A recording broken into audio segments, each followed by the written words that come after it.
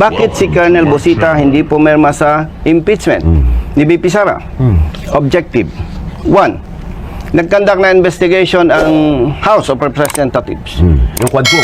Yes, investigation in aid of legislation. Okay. Ibig sabihin, kung may nakitang problema, tanong, baka naman may iba pang problema.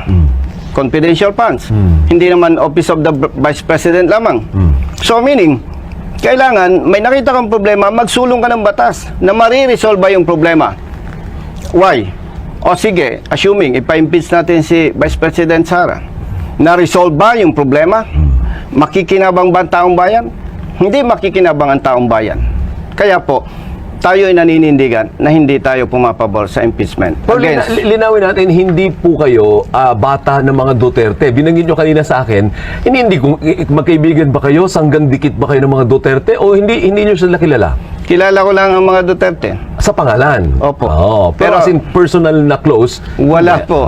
Wala po. Ako lang talaga, Sir Alvin, simula nung maging sundalo, magpulis, naging congressman, may prinsipyo at paninindigan ako. I do not care kung sino ang tatamaan.